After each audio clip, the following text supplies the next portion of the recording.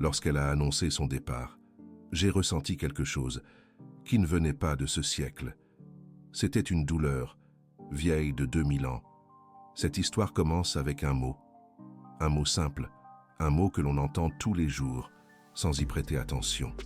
Mais quand Sophie Dubois a prononcé ce mot devant moi, mon monde s'est écroulé. Je démissionne. 2 syllabes, 12 lettres. Et pourtant, quand je les ai entendues, j'ai senti comme un coup de poignard en plein cœur, pas métaphoriquement, littéralement. Une douleur physique, si intense, que j'ai porté la main à ma poitrine, croyant mourir. Je suis Antoine Lefebvre, j'ai 42 ans. Je suis le propriétaire d'une chaîne de restaurants gastronomiques, évaluée à plusieurs millions d'euros.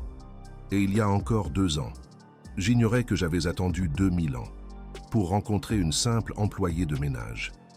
Si vous avez déjà ressenti une peur irrationnelle quand quelqu'un vous quitte, comme si vous l'aviez déjà perdu auparavant, cette histoire est pour vous.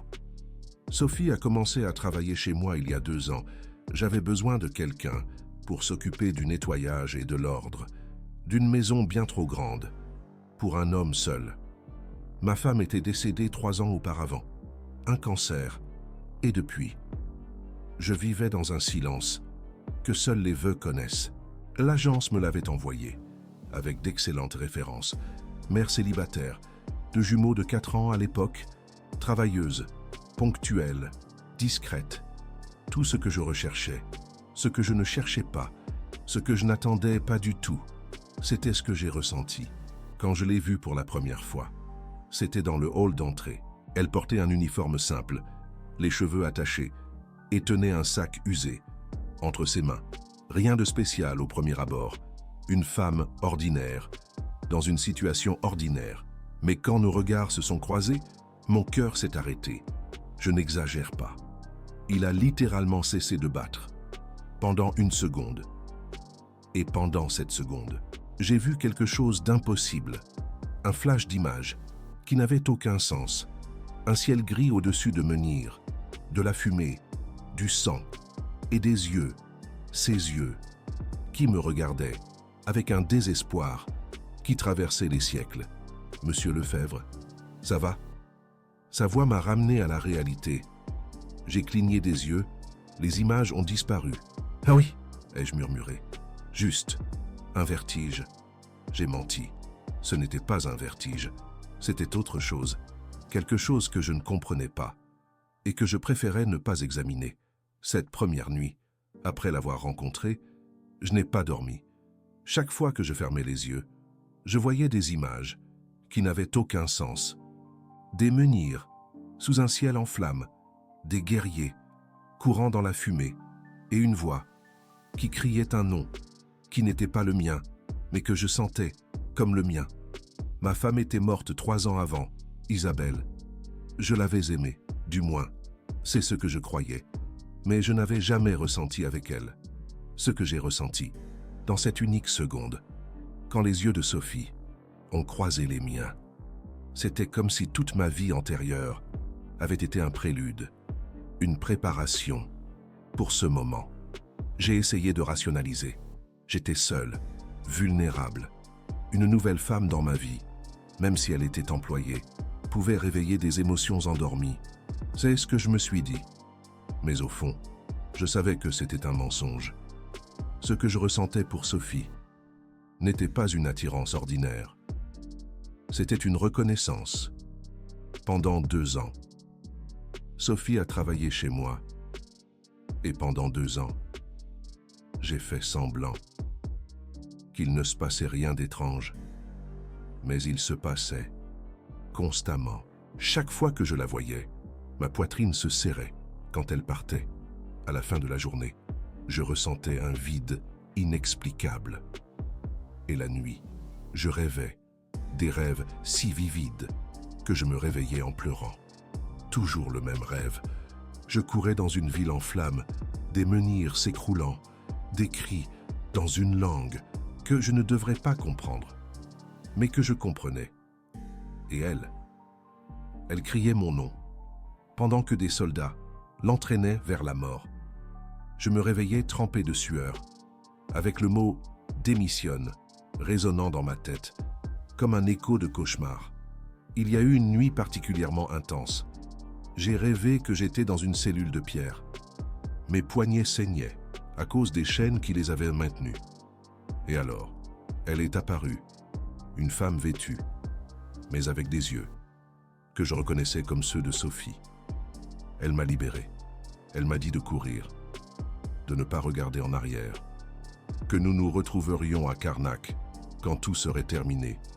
Mais alors que je courais vers la liberté, j'ai entendu son cri, je me suis arrêté. J'ai regardé en arrière et j'ai vu des soldats l'entraîner, pendant qu'elle criait mon nom. Un nom qui n'était pas Antoine. Un nom qui signifiait quelque chose comme « faucon nocturne ». Je me suis réveillé en criant ce nom. Je l'ai crié si fort que mon majordome est accouru dans ma chambre, pensant qu'il m'arrivait quelque chose. « Monsieur Lefebvre, tout va bien ?»« Oui, » ai-je menti. Juste un cauchemar. Mais ce n'était pas juste un cauchemar, c'était un souvenir d'une vie que je ne devrais pas me rappeler. Il y a quelque chose d'autre que je dois confesser, quelque chose que je n'ai jamais dit à personne. Depuis mon enfance, j'ai une cicatrice sur la poitrine, circulaire, parfaitement ronde. Les médecins n'ont jamais pu l'expliquer. Pas de chirurgie, pas d'accident. Je suis simplement né avec. Ma mère disait que c'était la marque d'un ange. Mon père disait que c'était une particularité génétique. Mais j'ai toujours su, quelque part au fond de moi, que c'était autre chose. C'était la marque d'un coup de poignard qui m'avait transpercé. Il y a 2000 ans, je n'ai parlé à personne de ces rêves, ni de ces vertiges, ni de cette douleur que je ressentais chaque fois que Sophie disait au revoir. À la fin de sa journée, une douleur qui était devenue une partie de ma routine quotidienne. Jusqu'à ce matin, Monsieur Lefebvre, je dois vous parler. Sophie se tenait dans l'embrasure de la porte de mon bureau. Son visage affichait une expression que je connaissais trop bien. L'expression de quelqu'un qui est sur le point d'annoncer de mauvaises nouvelles. La peur m'a frappé, avant qu'elle ne dise quoi que ce soit. Une peur irrationnelle, disproportionnée, comme si mon corps savait ce qui allait arriver, avant que mon esprit ne le traite. Bien sûr, ai-je répondu, en essayant de paraître calme. Entrez. Elle s'est assise devant mon bureau. Ses mains tremblaient. Monsieur, je travaille ici depuis 2 ans. C'est le meilleur emploi que j'ai jamais eu. Vous avez été plus que juste avec moi. Mais elle s'est interrompue. Des larmes ont commencé à couler sur son visage. Et alors, elle l'a dit, je dois démissionner. Ce qui s'est passé ensuite défie toute explication rationnelle. Mon corps a réagi avant mon esprit. Je me suis levé si violemment que j'ai renversé la chaise. Ma main est allée à ma poitrine, moi sous la douleur. Cette douleur familière a explosé avec une intensité que je n'avais jamais ressentie. Et alors, j'ai tout vu. Ce n'était pas un vertige, ce n'était pas un rêve. C'était une vision si réelle que j'ai cessé de voir le bureau où je me trouvais. J'ai vu Alésia, la ville, mais pas la ville. Je l'ai vue en flammes, des soldats avançant, et moi, je courais. Mais ce n'était pas Antoine qui courait. C'était un autre homme, un guerrier. Et il courait parce qu'il avait été libéré de sa capture par une femme. Une femme avec les yeux de Sophie. La vision a changé. J'ai vu cette femme traînée par des soldats pendant qu'elle criait. Elle criait mon nom, pas Antoine. Un autre nom, dans une langue que ma bouche ne connaissait pas, mais que mon âme, elle, reconnaissait. Et puis, j'ai vu la mort, sa mort, ma mort, nous deux tombant, tandis que le monde antique s'écroulait autour de nous. Monsieur Lefebvre, Monsieur Lefebvre, la voix de Sophie me ramena à la réalité. Elle était agenouillée près de moi. J'étais par terre, dans mon bureau, tremblant, les larmes coulant sur mon visage. Cuc, Qu'est-ce qui s'est passé? Murmurai-je. Vous vous êtes évanoui, répondit-elle. Vous parliez dans une langue que je ne reconnais pas. Et puis, vous êtes tombé. Je la regardais. Ses yeux que j'avais vus à travers les siècles, et je sus, avec une certitude qui défiait toute logique, que je ne pouvais pas la laisser partir. Non, dis-je. Comment? Tu ne peux pas t'en aller. Je ne peux pas. Je ne peux plus te perdre. Les mots sortirent tout seuls. Je ne les ai pas pensés. Je ne les ai pas planifiés. Je les ai simplement dit, comme s'ils avaient attendu 500 ans pour être prononcés. Sophie resta immobile. Son visage affichait de la confusion, de la peur et quelque chose d'autre. Quelque chose qui ressemblait à de la reconnaissance. Encore, répéta-t-elle à voix basse, avant que je puisse répondre. Une voix nous interrompit. Enfin, tu l'as dit. Ma grand-mère était dans l'embrasure de la porte du bureau. Doña Mercedes avait 91 ans et était aveugle depuis sa jeunesse. Mais à ce moment-là, ses yeux sans vision semblaient en voir plus clairement que ceux de n'importe qui. Elle s'approcha lentement, guidée par sa canne, mais avec une assurance qui défiait sa cécité. « Je vous ai attendu, » continua-t-elle. « Vous deux, toute ma vie, je vous ai attendu. Grand-mère, de quoi parles-tu » Doña Mercedes marcha directement vers Sophie, sans hésiter, sans se tromper, comme si elle pouvait la voir parfaitement. Elle tendit sa main ridée et toucha le visage de Sophie. « Enfin, je t'ai trouvé, ma fille, » murmura-t-elle. Après t'avoir attendu toutes ces vies, Sophie haleta, parce qu'au moment où la vieille femme toucha son visage, elle aussi eut une vision. Elle s'effondra dans mes bras.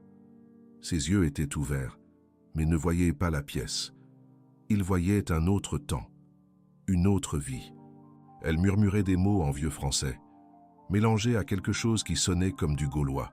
« Ne le laissez pas mourir, » disait-elle. « S'il vous plaît, ne le laissez pas mourir. » Je la serrai contre moi, tandis que son corps tremblait.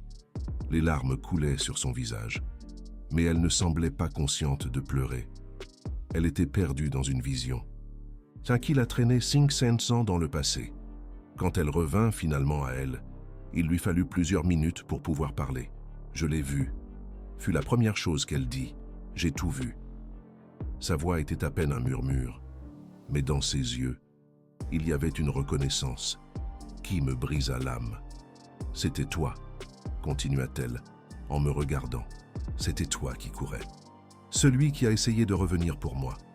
Celui qui est mort en essayant de me sauver. » Les larmes coulaient maintenant de mes yeux aussi. « Je suis toujours revenu pour toi, » répondis-je sans réfléchir, « dans chaque vie, même si j'arrivais toujours trop tard. »« Comment sais-tu ça ?» demanda-t-elle. « Je ne sais pas. Je le sens. C'est comme si mes cellules se souvenaient de ce que mon esprit a oublié. » Ma grand-mère acquiesça lentement. « C'est exactement ça, » confirma-t-elle. « Les âmes se souviennent, même si les corps oublient. Je l'ai vu après, quand Sophie put parler clairement. Elle a vu la même chose que moi. Alésia en flammes, le guerrier celte, la fille du chef romain qui l'a libérée, et la promesse qu'ils se sont faite en mourant, dans 500 ans, quand le monde sera différent. Je te reconnaîtrai à tes yeux, et cette fois, ce sera moi qui te sauverai. » Quand la vision se termina, nous étions tous les trois assis sur le sol de mon bureau. Un millionnaire, une femme de ménage et une vieille femme aveugle, unis par quelque chose que la raison ne pouvait expliquer. « Grand-mère, » finis-je par dire, « comment savais-tu? Comment as-tu su, depuis qu'elle est arrivée ?» Doña Mercedes sourit. C'était le sourire de quelqu'un qui a gardé un secret pendant trop longtemps.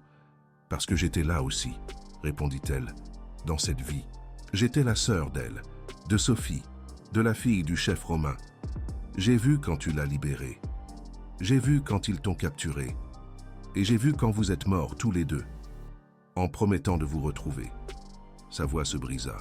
« Je suis né 7 fois, en espérant vous revoir ensemble. C'est la première fois que vous y parvenez. »« 7 fois, » murmura Sophie. « 7 vies, » confirma la vieille femme. « Parfois, je naissais comme sa mère. Parfois comme sa sœur, une fois, j'ai été sa fille.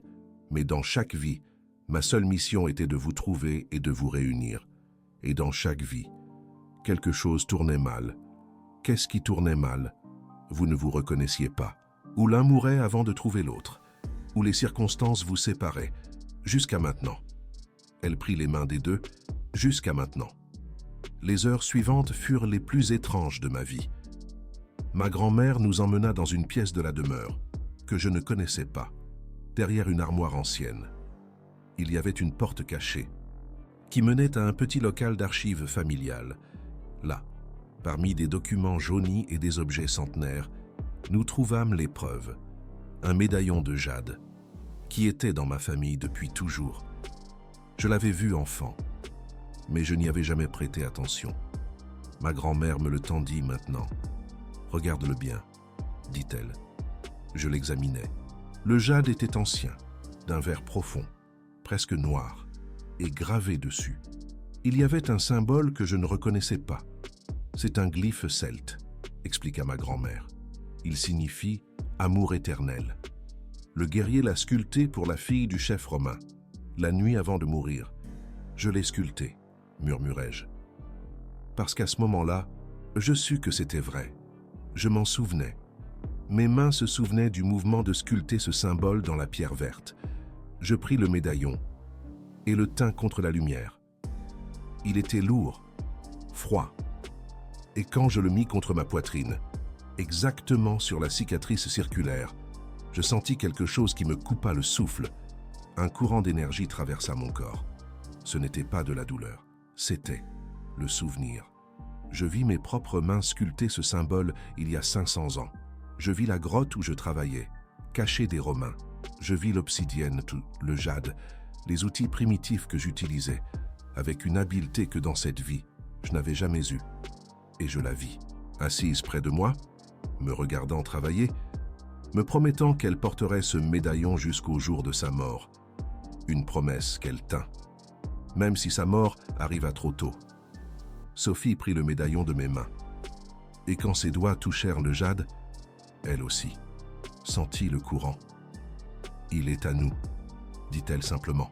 « Il a toujours été à nous. » Ma grand-mère acquiesça avec satisfaction. « Je l'ai gardé pendant 9 décennies, » expliqua-t-elle. En attendant le moment de le remettre, ce moment est arrivé. « Mais pourquoi êtes-vous arrivé si tard ?» demandai-je. « Si tu es né 7 fois pour nous réunir, pourquoi avons-nous mis autant de temps ?» La vieille femme soupira. C'était un soupir chargé de siècles de frustration. « Parce que le destin est cruel, » répondit-elle. « Dans certaines vies, l'un de vous mourrait avant que je puisse vous trouver. Dans d'autres, vous naissiez sur des continents différents. Une fois, pendant la Seconde Guerre mondiale, il est mort au combat le jour même où elle allait le rencontrer. » Elle fit une pause. « Mais cette vie est différente. Cette fois, vous êtes né dans la même ville, à la même époque. Et bien que les circonstances les aient placés dans des classes sociales opposées, le monde moderne permet ce qui était autrefois impossible. »« Qu'est-ce que ça permet ?» demanda Sophie. « L'amour sans la mort, » répondit la vieille dame. « Pour la première fois en 500 ans. Vous pouvez vous aimer sans que cela signifie mourir. Il y a plus, » continua la vieille dame.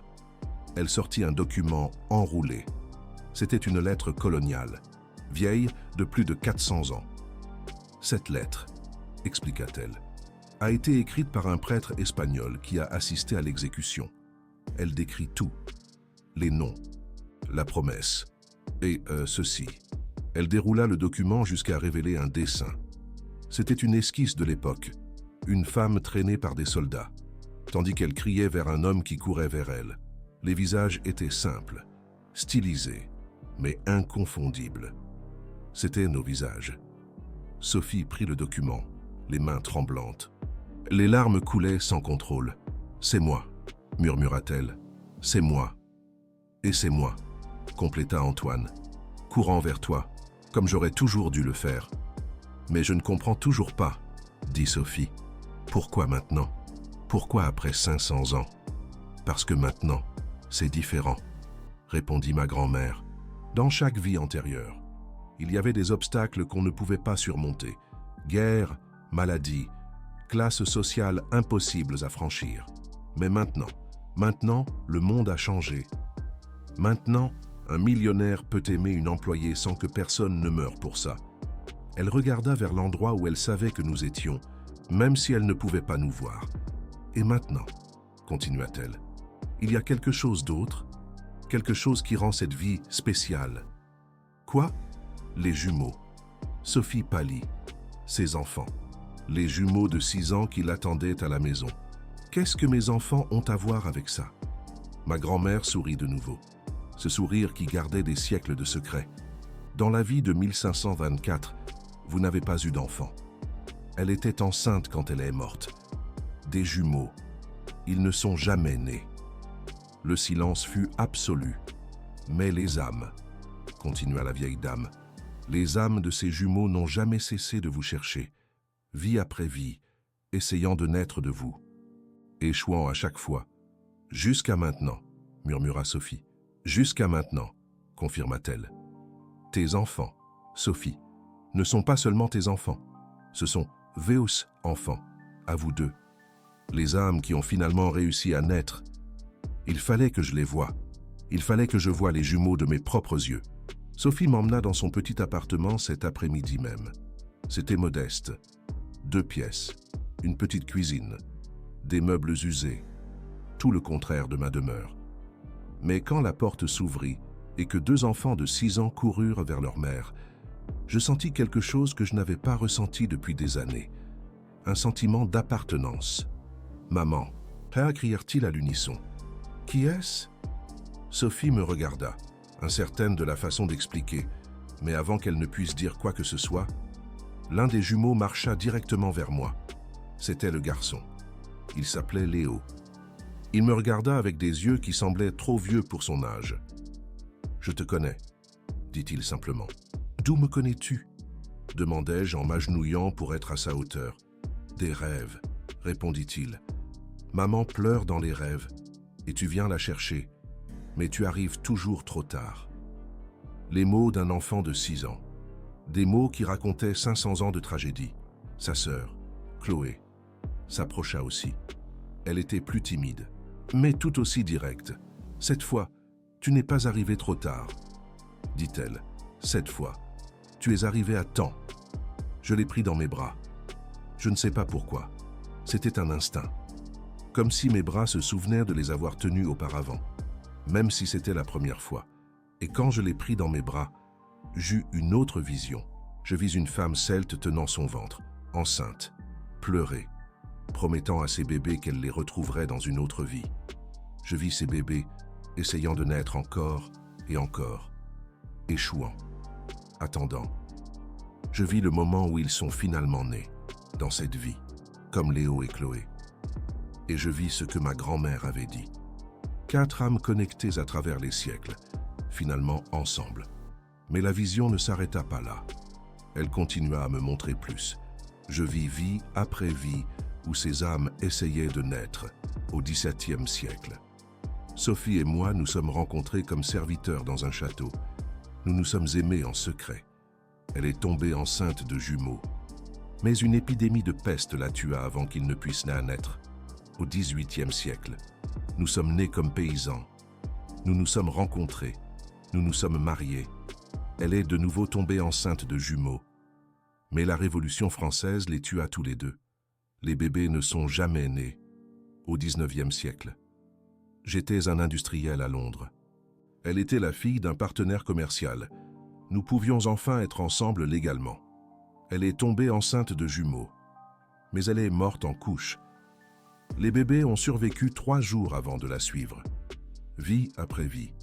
Tentative après tentative. Les mêmes âmes voulant naître. Les mêmes âmes échouant encore et encore. Jusqu'à Baptiste, dans la vision. Je vis quelque chose que je n'attendais pas. Je vis Baptiste comme faisant partie de cette histoire. Non pas comme un obstacle, mais comme un pont. Il avait été envoyé pour être le père temporaire des jumeaux, pour les protéger jusqu'à ce que le véritable père arrive. Baptiste était un sacrifice volontaire. Une âme qui avait accepté ce rôle pour que finalement, après des siècles, les jumeaux puissent naître. quand la vision se termina. Les jumeaux me serraient du plus fort. « Ne pars pas, papa », dit Léo. C'était la première fois qu'il m'appelait ainsi. Et c'était comme si cela avait toujours été véré. Mais il y avait un problème. Sophie était venue démissionner pour une raison. Une raison qui n'avait pas disparu avec les révélations de cet après-midi. Mon ex-mari, expliqua-t-elle ce soir-là, quand les enfants dormaient. Baptiste a un cancer. Il m'a demandé de l'aide. « Tu l'aimes encore ?» demandai-je. Et je fus surpris par la douleur que je ressentis en posant la question. « Ah mais non !» répondit-elle sans hésiter. « Je ne l'ai jamais vraiment aimé. Je me suis mariée avec lui parce que je sentais que je devais être avec quelqu'un. Parce que le vide que je ressentais était insurmontable. »« Le vide », répétai-je. Je le connaissais aussi. Mais c'est le père de mes enfants. Et il est mourant. Et il n'a personne d'autre. De quoi a-t-il besoin? D'un traitement expérimental dans un autre pays. Ça coûte plus que je ne pourrais jamais payer. C'est pour ça que j'allais démissionner, pour partir avec lui, pour l'aider à... Elle s'arrêta. Les larmes revinrent. Je ne peux pas l'abandonner, dit-elle, même si je ne l'aime pas. Même si je sais que toi, que nous. Je comprends, dis-je, et je comprenais. Parce qu'à ce moment-là, je vis une autre façon de briser le cycle. Une autre façon de sauver, pas de perdre. Combien coûte le traitement? Antoine, je ne peux pas. Combien? Elle me donna le chiffre. C'était une somme importante, mais pas impossible. Considère que c'est payé, dis-je. Sophie me regarda avec incrédulité. Je ne peux pas accepter ça. C'est ce que je dois faire, interrompis-je. En 1524, je suis mort en essayant de te sauver. Cette fois, je vais te sauver d'une autre manière. Je vais éliminer les obstacles. Tous. Mais Baptiste recevra son traitement. Tes enfants auront leur père vivant. Et toi, tu n'auras pas à choisir entre prendre soin de quelqu'un et rester avec moi. Les larmes de Sophie n'étaient plus de tristesse. Pourquoi? Demanda-t-elle. Parce que je t'ai attendu pendant 500 ans, répondis-je, et je ne vais pas te perdre à nouveau. Pour quelque chose que l'argent peut résoudre. Je suis allé voir Bernard le lendemain. Sophie a insisté pour venir avec moi. Il était dans un hôpital modeste, amaigri, clairement malade. Mais quand nous sommes entrés dans sa chambre, son expression n'était pas de surprise. C'était du soulagement. « Finalement, dit-il en me regardant, « finalement, tu es arrivé. »« Vous me connaissez ?» demandai-je. « Pas dans cette vie, » répondit-il. « Mais dans mes rêves, tu étais toujours là, l'homme qui devait la retrouver. » Il regarda Sophie. « J'ai toujours su que tu ne m'aimais pas, » continua-t-il. « J'ai toujours su que tu attendais quelqu'un, et j'ai toujours su que ce quelqu'un n'était pas moi. » Sa voix était faible, mais claire. Quand on m'a diagnostiqué, j'ai fait un rêve différent. J'ai tout vu. Alésia, le guerrier celte, la fille du Romain. Et j'ai vu que c'était vous, et que moi, je n'étais qu'un obstacle de plus, que le destin avait mis sur votre chemin. « Tu n'es pas un obstacle », dit Sophie en prenant sa main. « Non, plus maintenant », répondit-il. « Parce que maintenant, je comprends mon rôle. Mon rôle était de vous donner les jumeaux, de prendre soin d'eux jusqu'à ce qu'il arrive. Et maintenant qu'il est là, » il fit une pause. Des larmes coulaient sur son visage malade. « Maintenant, je peux m'en aller en paix. »« Tu ne vas pas partir, » dis-je. « Tu vas suivre le traitement. Tu vas vivre. »« Pourquoi ferais-tu ça ?» demanda-t-il. « Pourquoi sauver l'homme qui a occupé la place qui aurait dû être la tienne ?»« Parce qu'en 500 ans, j'ai appris quelque chose, » répondis-je, « que le véritable amour ne détruit pas, il construit. Et parce que tes enfants, nos enfants, ont besoin de toi vivant. » Bernard ferma les yeux. Quand il les rouvrit, il y avait de la paix. « Merci, » murmura-t-il. « À vous deux, de me permettre enfin de me reposer. » Le traitement a fonctionné. 3 mois plus tard, Bernard était en rémission. Il avait décidé de rester dans le pays où il avait reçu le traitement. Il aimait le climat, il aimait les gens et il aimait la distance. Ne vous éloignez pas de moi, dit-il quand les jumeaux ont dit au revoir par appel vidéo. Je serai toujours votre père, mais Antoine, il l'est aussi, d'une manière que je n'ai jamais pu être. Diego et Valentina le regardaient avec la sagesse d'enfants qui comprenaient trop. On le sait. Papa, dit Valentina, on l'a toujours su. 4 mois après le jour où Sophie a essayé de démissionner, nous nous sommes mariés. Mais avant le mariage, il y avait quelque chose que je devais faire. Quelque chose que ma défunte épouse avait laissé en suspens. Thérèse, ma première femme, était décédée d'un cancer 3 ans avant de rencontrer Sophie. J'ai toujours pensé que sa mort était la fin de notre histoire, mais j'avais tort. 1 semaine avant le mariage, mon avocat m'a contacté. Thérèse avait laissé une lettre qui ne devait être remise que lorsque je me remarierais. Je l'ai ouverte avec les mains tremblantes. « Antoine, commençait-elle, si tu lis ceci, cela signifie que tu as trouvé quelqu'un. Et si le destin fonctionne comme je le pense, cette personne, c'est elle, la femme qui aurait toujours dû être à tes côtés. » Les larmes embuaient ma vue. « J'ai toujours su que tu m'aimais, » continuait la lettre. « Mais j'ai aussi toujours su qu'une partie de ton cœur attendait une autre personne. Quelqu'un que tu n'avais pas encore rencontré. Quelqu'un que ton âme cherchait sans que ton esprit le sache. Ne te sens pas coupable. Notre mariage était magnifique. Tu m'as rendue heureuse, mais j'étais un pont, pas une destination. Mon rôle était de prendre soin de toi jusqu'à ce qu'elle arrive. Maintenant qu'elle est arrivée, laisse-moi partir. Arrête de pleurer ce que nous étions et embrasse pleinement ce que vous pouvez être. Je t'aime, je t'ai aimé dans cette vie et je t'aimerai dans les prochaines. Mais notre amour est différent. C'est l'amour de celle qui te prépare à quelque chose de plus grand. Sois heureux, Antoine, cette fois. Sois complètement heureux, avec un amour éternel, mais différent, tourne Thérèse. J'ai pleuré pendant des heures après avoir lu cette lettre. Pas de tristesse, de gratitude. Thérèse avait su, elle avait compris, et elle m'avait donné sa bénédiction d'outre-tombe. Quand j'ai montré la lettre à Sophie, elle a aussi pleuré. Elle t'a préparé pour moi, dit Sophie. Comme Bernard m'a préparé pour toi. Nous étions tous connectés sans le savoir. C'est comme ça que ça marche, confirma ma grand-mère, qui avait tout entendu. Les âmes qui nous aiment connaissent leur rôle. Même si ce rôle signifie nous laisser partir. La cérémonie a eu lieu dans les ruines d'Alésia. Oui, c'est possible de le faire avec les autorisations appropriées. Et quand on a les ressources que j'ai, presque tout est possible. Ma grand-mère a insisté. C'est l'endroit, dit-elle, où vous êtes mort, où vous vous êtes promis, et où vous devez clore le cycle. Sophie marchait vers moi sur des pierres, qui avaient été témoins de notre mort il y a 500 ans. Diego et Valentina portèrent les alliances, les âmes qui étaient enfin nées. Et quand le prêtre a demandé si nous acceptions, nous avons tous les deux répondu en français et en gaulois, l'ancienne langue celte que personne n'avait étudiée, mais dont nous nous souvenions tous les deux. Les mots coulèrent de nos bouches avec une naturalité impossible. J'ai dit « Je t'aime pour toujours, dans toutes les vies ». Elle a répondu « Mon amour est éternel ». Le prêtre, un vieil homme qui connaissait notre histoire, nous regarda avec des larmes dans les yeux. « Jamais en 50 ans de ministère, dit-il, je n'ai été témoin de quelque chose comme ça. C'est plus qu'un mariage. C'est l'aboutissement de siècles de promesses. » Il nous déclara mari et femme en latin, en français et en gaulois. 3 langues, 3 cultures. Une seule histoire d'amour. Quand nous nous sommes embrassés, quelque chose d'extraordinaire s'est produit. Les jumeaux, qui étaient debout à côté de nous, et ont commencé à chanter. C'était une chanson que aucun de nous ne connaissait consciemment.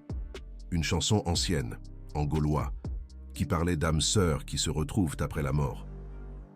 Diego et Valentina chantaient avec des voix parfaitement accordées, comme s'ils avaient répété toute leur vie, mais ils n'avaient pas répété. Ils se sous-vendaient, tout simplement. Les quelques invités présents écoutaient avec des larmes dans les yeux. Ma grand-mère souriait, ses yeux aveugles brillant de quelque chose qui ressemblait à la lumière. « C'est ainsi qu'un cycle se ferme », murmura-t-elle, avec amour, avec musique, avec les nouvelles générations honorant les anciennes. La réception était petite. Seulement nous, ma grand-mère, les jumeaux. et quelques amis proches.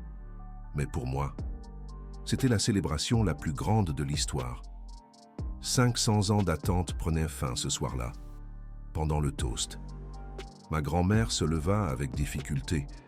Ses 91 ans pesaient, mais sa voix était forte. « Il y a 7 vies », commença-t-elle. « J'ai vu 2 personnes mourir par amour. J'ai vu leurs âmes se promettre qu'elles se retrouveraient. Et j'ai juré que je serais là, quand elles y parviendraient. » Ses yeux aveugles nous regardaient, comme si elle pouvait nous voir parfaitement. Aujourd'hui, après 500 ans, je tiens enfin ma promesse.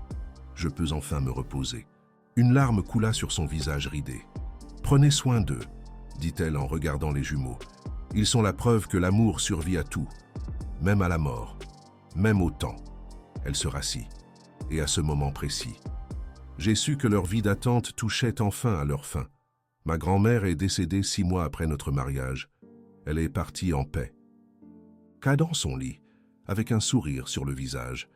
Les jumeaux étaient à ses côtés lorsqu'elle a fermé les yeux. « Mamie, tu reviendras ?» demanda Léo. « Ce n'est plus nécessaire, » répondit-elle. « Mon travail est terminé. Je peux maintenant aller là où j'aurais toujours dû être. » Et ainsi, la 7e vie de Mamie Odette s'est achevée, mais elle a laissé quelque chose derrière elle. Une lettre que nous n'avons pu lire qu'après ses funérailles. « À Antoine et Sophie », commençait-elle. « Si vous lisez ceci, cela signifie que je peux enfin me reposer. Mais avant de partir, il y a quelque chose que vous devez savoir. » La lettre continuait. « Dans la vie de 1524, il n'y avait pas que vous deux et les jumeaux. Il y avait une 5e âme, un enfant mort au combat, le frère du guerrier. Cet enfant a promis de vous protéger à chaque vie suivante. Il a promis de vous retrouver et de vous guider vers vous-même. Cet enfant, c'était moi. Antoine, je suis ton frère, d'il y a 500 ans.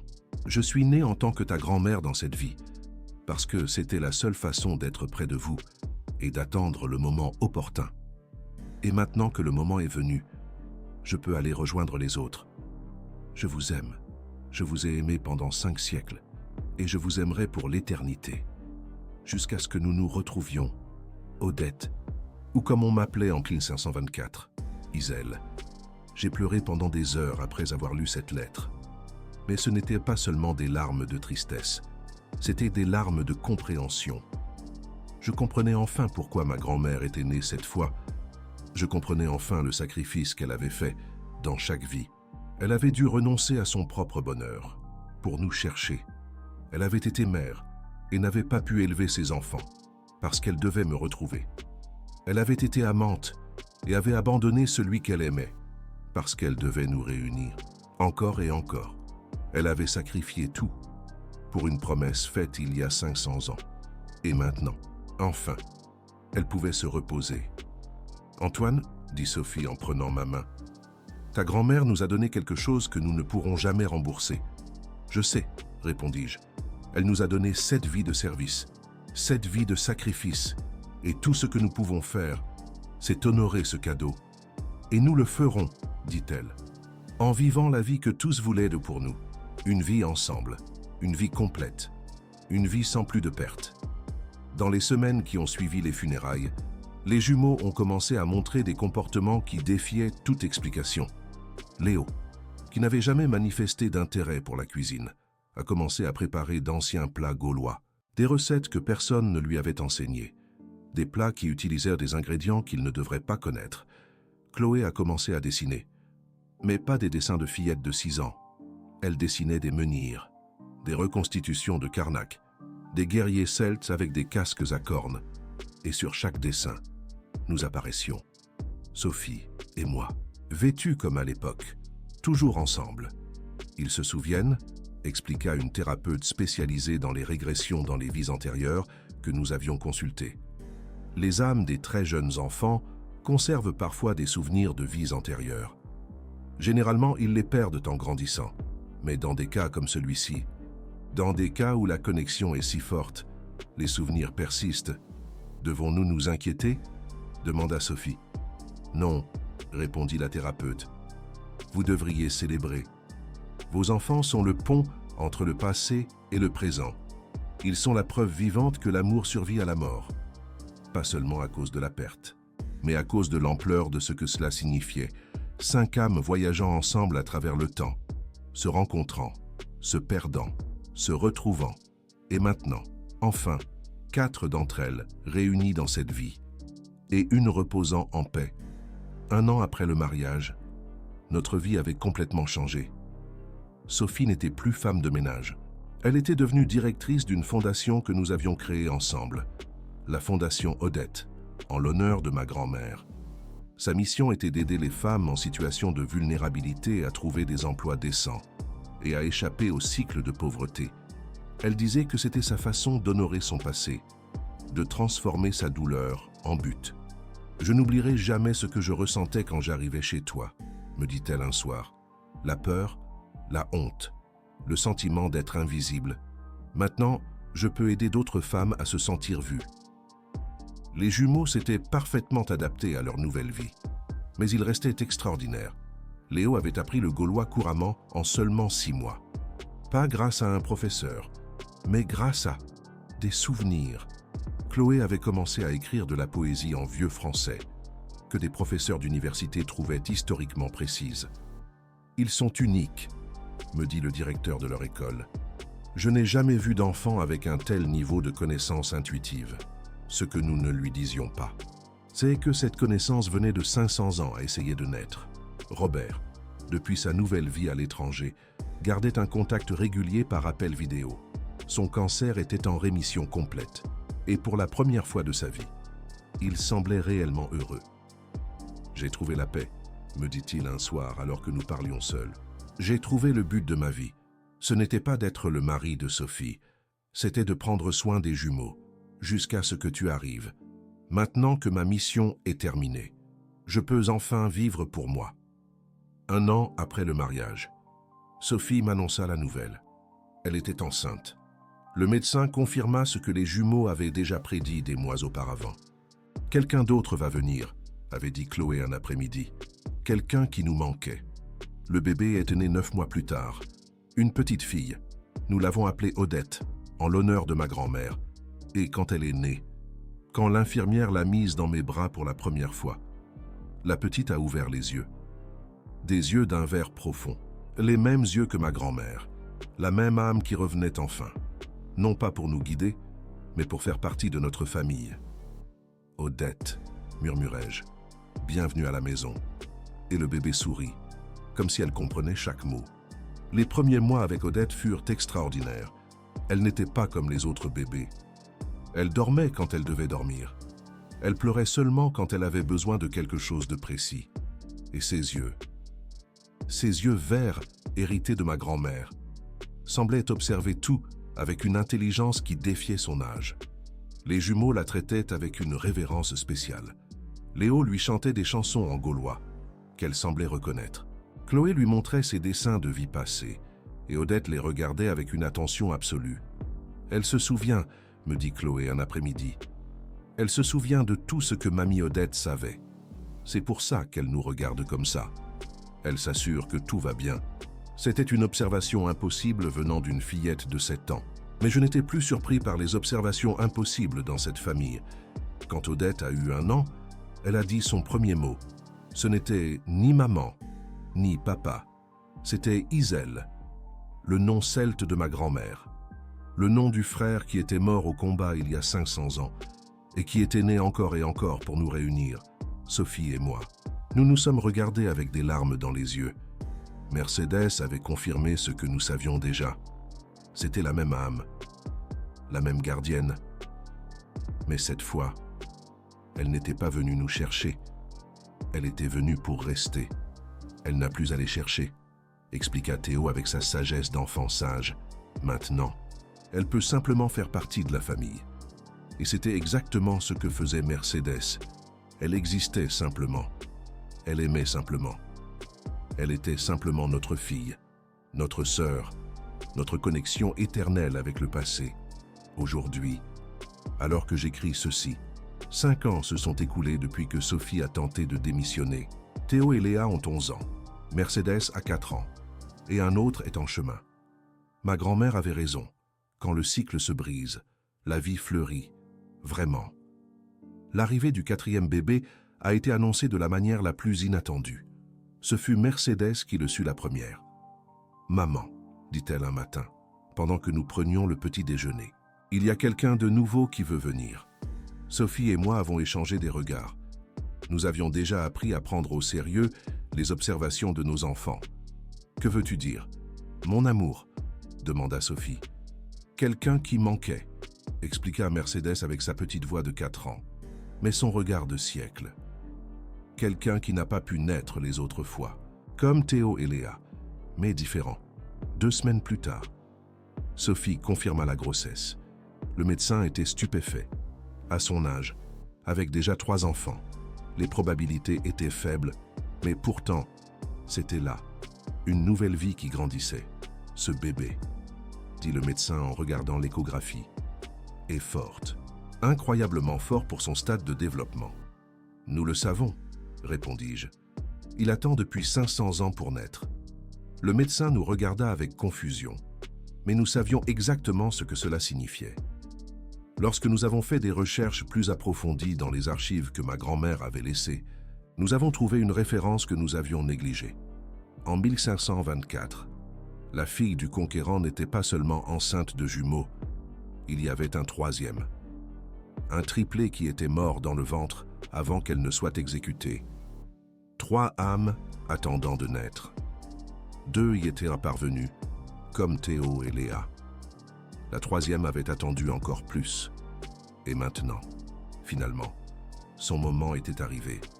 Pendant que nous attendions la naissance du 4e, la fondation Mercedes grandissait de manière exponentielle. Sophie avait transformé son expérience de pauvreté et d'humiliation en un mouvement qui aidait des milliers de femmes chaque année. Des journalistes du monde entier venaient l'interviewer. Ils voulaient connaître son histoire. Ils voulaient comprendre comment une femme de ménage avait fini par diriger l'une des fondations les plus prospères du pays. Elle racontait toujours la vérité, toute la vérité, les vies passées, les visions, les 500 ans d'attente. Certains la croyaient, d'autres pensaient que c'était du marketing. Mais Sophie s'en fichait. Ce qui importait, c'était l'impact. Chaque femme que nous aidons, me dit-elle un soir, est une victoire contre le destin qui voulait nous séparer. Chaque vie que nous améliorons est notre vengeance contre 500 ans de tragédie. Et elle avait raison, absolument raison. Sophie et moi regardons nos enfants jouer dans le jardin de notre maison. La même maison où elle est arrivée comme femme de ménage, la maison qui est maintenant autant la sienne que la mienne. « À quoi penses-tu » me demande-t-elle. « À combien de temps nous avons attendu ?» répondis-je. « Et à combien chaque seconde en a valu la peine ?» Elle appuie sa tête sur mon épaule. « 500 ans, dit-elle. Cela semble long. Ça l'est. Mais regarde ce que nous avons obtenu. » Je montre les enfants. Mercedes courant après ses frères et sœurs. Au ventre de Sophie, où une autre âme attend son tour. 4 enfants, dis-je. 5 vies ensemble avant celle-ci. Et toute l'éternité devant nous. Sophie m'embrasse. « Tu penses que nous renaîtrons ?» demande-t-elle. « Je ne sais pas, répondis-je. Mais si c'est le cas, j'espère que tu ne me feras pas attendre 500 ans pour te retrouver. » Nous rions tous les deux. Et à ce moment-là, Théo court vers nous. « Papa, maman, dit-il. » Mercedes a trouvé quelque chose dans le jardin. Nous le suivons jusqu'à l'endroit où se trouve la petite. Elle a creusé dans la terre avec ses petites mains. Et ce qu'elle a sorti de la terre nous laisse sans voix. C'est le médaillon de jade, l'original, celui que nous pensions perdu depuis des siècles. Je l'ai enterré ici, dit Mercedes avec une voix de petite fille, mais des yeux de vieille femme. Dans ma vie comme grand-maman, pour qu'il le trouve quand le moment serait venu. Comment te souviens-tu de ça ? Demande Sophie. Parce que je me souviens toujours, répond la petite. Dans chaque vie, je me souviens de tout. C'est mon travail. M'assurer qu'ils ne se perdent jamais. Les jumeaux s'approchent. Théo prend le médaillon et l'examine. C'est le symbole de notre famille, dit-il. Celui qui signifie l'amour éternel. Léa acquiesce. Et maintenant, il est complet, ajoute-t-elle. Parce que nous sommes tous ensemble, Nous 5 nous embrassons dans le jardin pendant que le soleil commence à se coucher. Et à ce moment-là, quelque chose d'extraordinaire s'est produit. Le médaillon de jade que Mercedes avait déterré a commencé à briller.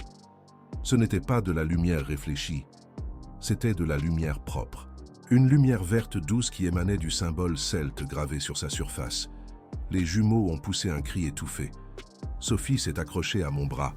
Mercedes, en revanche, sourit avec sérénité. « Ils sont là », dit la petite. « Tous ceux qui nous ont attendus, tous ceux qui nous ont cherchés. Ils sont là pour célébrer. » J'ai regardé autour de moi. Le jardin semblait le même, mais quelque chose avait changé dans l'air. Il y avait une densité différente. Une présence que je ne pouvais pas voir, mais que je ressentais avec chaque fibre de mon être. Et alors, je les ai vus, pas avec les yeux, avec quelque chose de plus profond. J'ai vu des figures translucides dans le jardin, des dizaines d'entre elles, des hommes et des femmes de différentes époques, différents vêtements, différentes cultures, mais tous avec la même expression d'amour sur leur visage. C'étaient toutes les versions de nous, toutes les vies que nous avions vécues, toutes les tragédies que nous avions subies, toutes les tentatives ratées de nous réunir. Et maintenant, finalement, ils étaient en paix.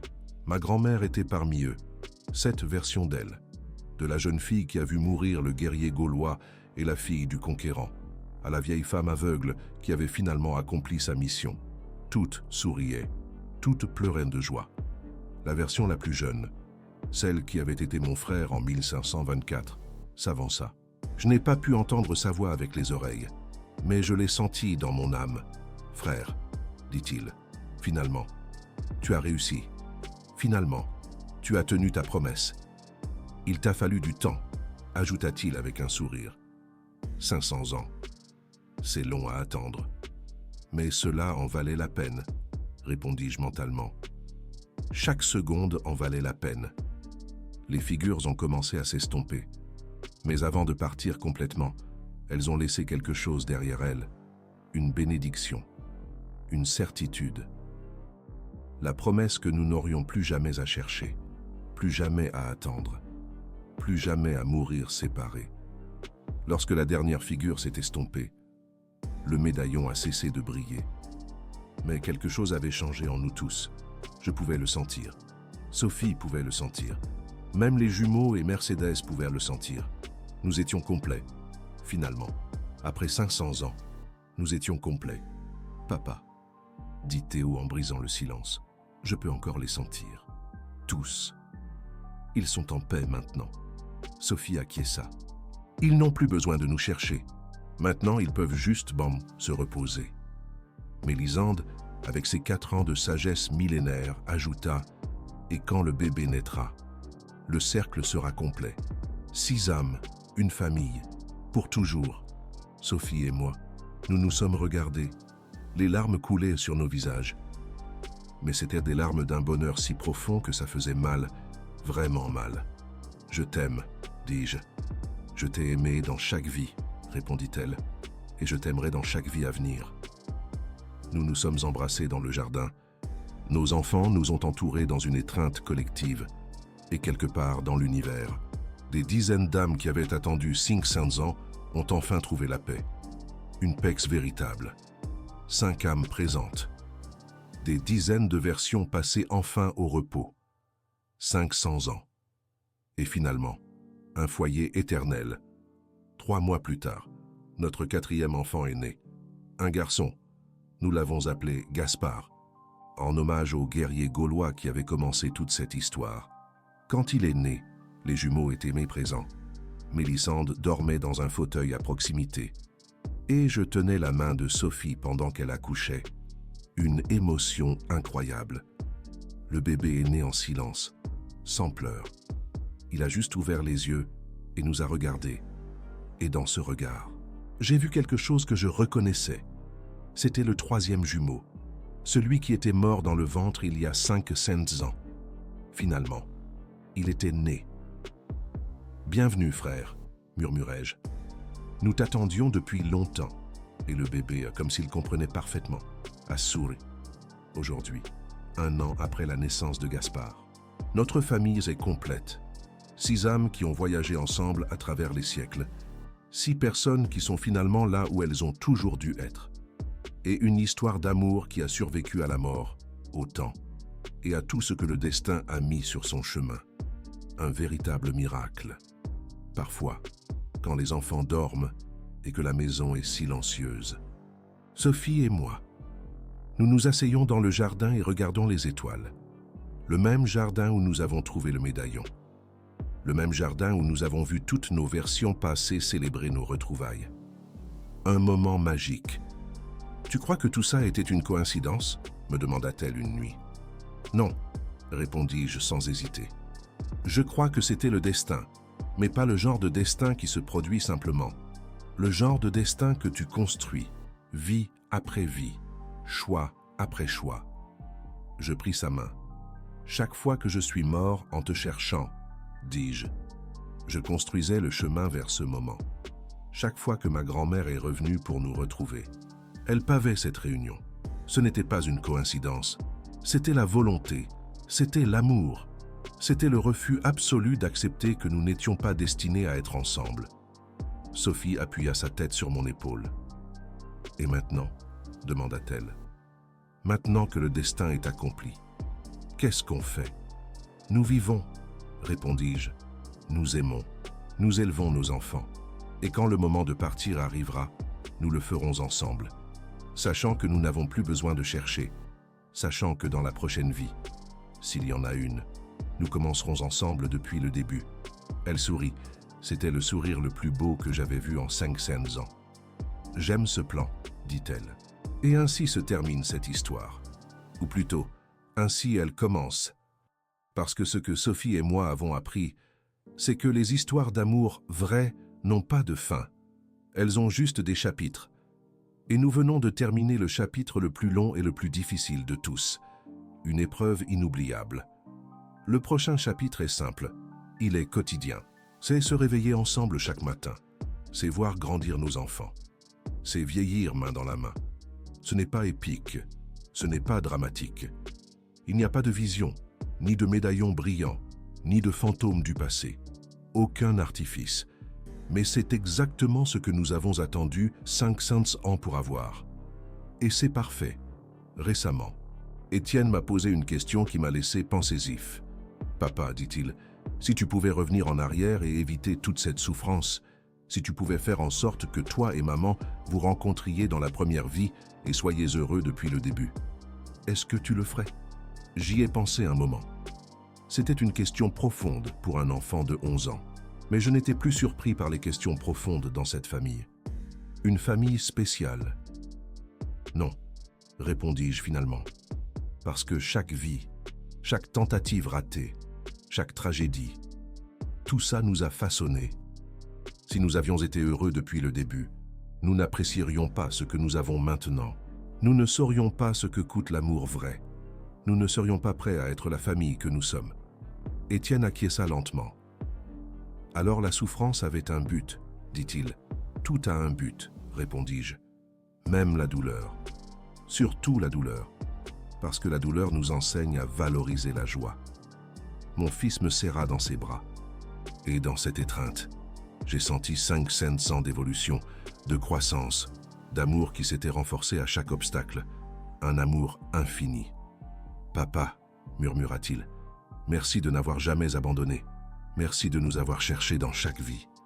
Merci à toi d'être enfin né, répondis-je.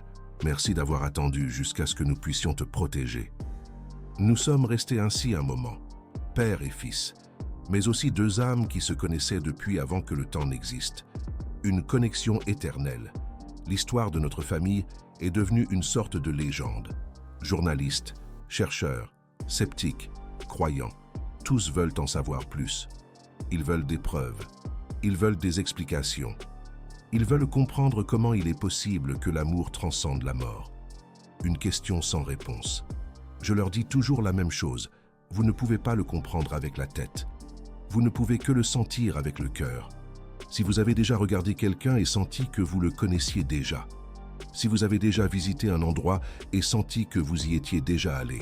Si vous avez déjà fait un rêve si vivant qu'il ressemblait à un souvenir, alors vous savez déjà de quoi je parle. Une intuition. L'amour ne meurt pas. Il attend juste. Et quand il trouve enfin son chemin de retour, toute la souffrance, toute l'attente, toute la tragédie prend un sens. Parce que les retrouvailles valent n'importe quel prix, n'importe quelle attente, n'importe quel nombre de vies. Si cette histoire vous a fait ressentir quelque chose, si elle a réveillé des mémoires que vous ne saviez pas que vous aviez, si elle vous a fait vous interroger sur des connexions inexpliquées dans votre propre vie, alors le message est arrivé à destination. Un espoir. Parce que l'amour vrai n'a pas de date de péremption. Peu importe combien de vies il prend, peu importe combien d'obstacles apparaissent, les âmes qui sont destinées à se rencontrer, se rencontrent, toujours. Et quand elles le font enfin, après des siècles d'attente, après des tragédies et des pertes et des promesses gardées à travers le temps, l'univers entier célèbre. Maintenant, fermez les yeux. Pensez à quelqu'un qui vous fait ressentir quelque chose que vous ne pouvez pas expliquer. Quelqu'un dont la présence vous cause paix et douleur en même temps. Une énigme, peut-être, comme Sophie et moi, vous aussi. Vous avez une promesse en suspens. Et peut-être, le moment de la tenir est plus proche que vous ne le croyez. Parce que les âmes qui sont destinées à se rencontrer le font toujours. Peu importe combien d'obstacles apparaissent, peu importe combien de vies il prend, peu importe combien de temps passe, l'amour vrai ne connaît pas de limite. Et lorsqu'enfin, elle retrouve le chemin de sa maison, l'univers tout entier retient son souffle et célèbre. Nous célébrons chaque jour, chaque aube partagée, chaque rire de nos enfants, chaque instant ordinaire qui, pour nous, est extraordinaire. Parce que nous savons ce qu'il a coûté d'arriver jusqu'ici. 5 siècles d'attente, 7 vies de sacrifice, d'innombrables morts et renaissances. Et finalement, un foyer. Ne laissez jamais personne vous dire que le véritable amour n'existe pas. Il existe, simplement. Il met parfois du temps à se manifester. Mais quand il arrive, il vaut chaque seconde d'attente. Je vous le promets.